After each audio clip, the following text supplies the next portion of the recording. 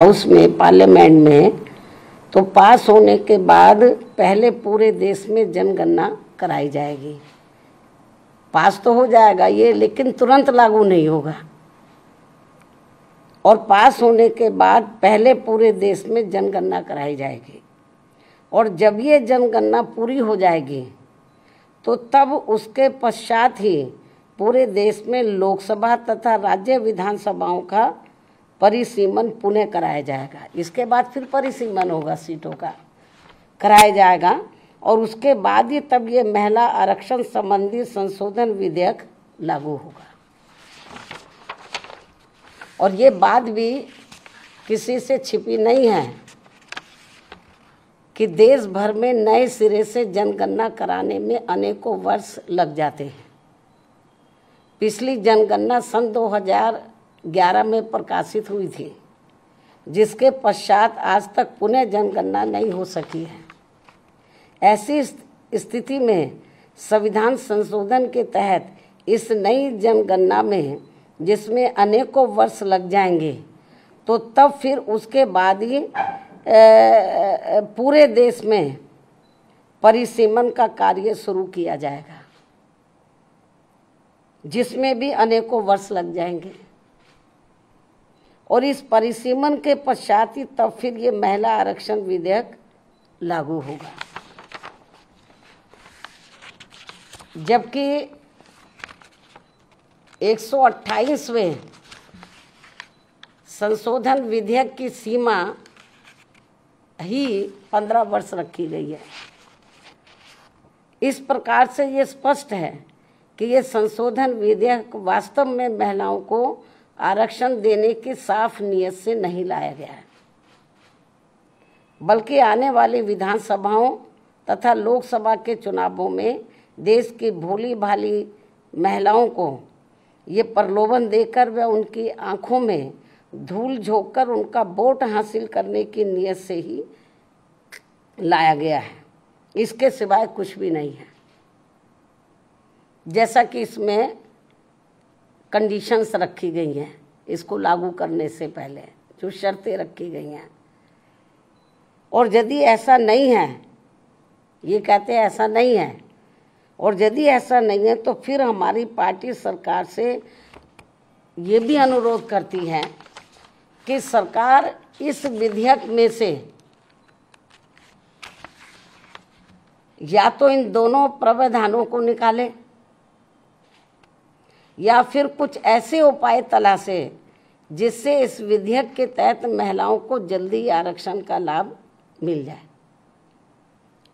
इसके साथ साथ यहाँ मैं इस बात की भी केंद्र सरकार से पुनः ये अपील करती हूँ कि 33% महिलाओं के आरक्षण के अंतर्गत SC ST को जो आरक्षण दिया जाए तो उसे वर्तमान में लागू आरक्षण के अतिरिक्त दिया जाए। यानी कि जो पहले से इनको SC ST को जो आरक्षण मिल रहा है, तो जो इनको 33% SC ST की महिलाओं को जो आरक्षण देना है, तो अभी तक क्या इसमें व्यवस्था है कि जो पहले से इनको SC ST को मिल रहा है तो उसमें से 33% इनको दिया जाए महिलाओं को, और उसको 33% में जो अब लाया जा रहा है, इंक्लूड किया जा रहा है। इससे हमारी पार्टी सहमत नहीं है, बल्कि इनको ये आरक्षण अलग से दिया जाना चाहिए, 33% में दिया जाना चाहिए।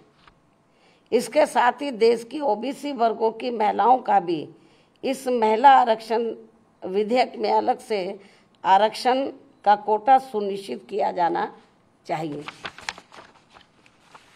जो सामान्य वर्गों की महिलाओं की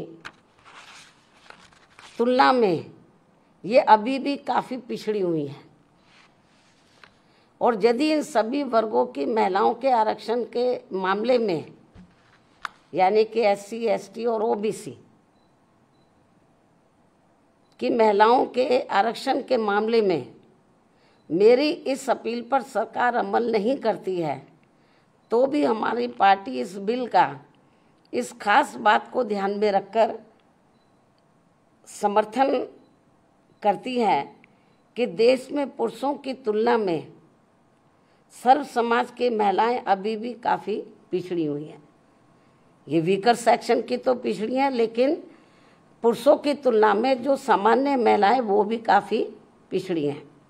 जबकि महिलाओं के मामले में वास्तव में सच्चाई तो ये है कि इन्हें अभी तक जो भी अधिकार मिले हैं, जनरली महिलाओं को जो भी अधिकार मिले हैं, तो वे अधिकांश हिंदू कोड बिल के तहत परम पूज्य बाबा साहब डॉक्टर भीमराव अंबेडकर के अथक प्रयासों से ही मिले, जिससे उस समय कांग्रेसी सरकार ने इसे पूरे तौर से पास नहीं होने दिया था, जिससे फिर बाद में टुकड़ों टुकड़ों में पास किया गया।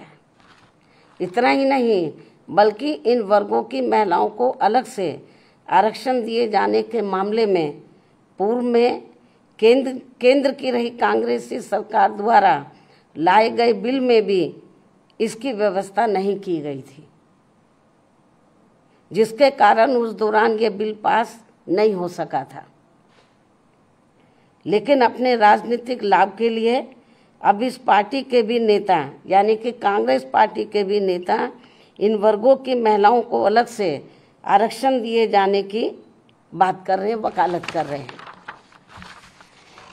इससे साफ जाहिर है कि देश की महिलाओं को लोकसभा व राज्य विधानसभाओं में इनको आरक्षण देने के मामले में बीजेपी व कांग्रेस पार्टी एंड कंपनी के लोगों की पूरे तौर से नीयत साफ नहीं है, और ये सभी पार्टियां इसकी आड़ में केवल इनका वोट हासिल करने के लिए अपने अपने स्वार्थ की राजनीति कर रही हैं और कुछ भी नहीं है। इसलिए देश की महिलाएं ऐसी सभी पार्टियों से जरूर सावधान रहें जिनसे इन्हें कुछ भी हासिल होने वाला नहीं है। इन्हीं जरूरी बातों के साथ ही अब मैं अपनी बात यहीं समाप्त करती हूँ। धन्यवाद। मायावती को आपने सुना, कई सवाल सरकार से उन्होंने पूछे कि परिसीमन के बाद बहुत वक्त लग जाएगा महिलाओं को आरक्षण मिलने में, ये जल्द होना चाहिए।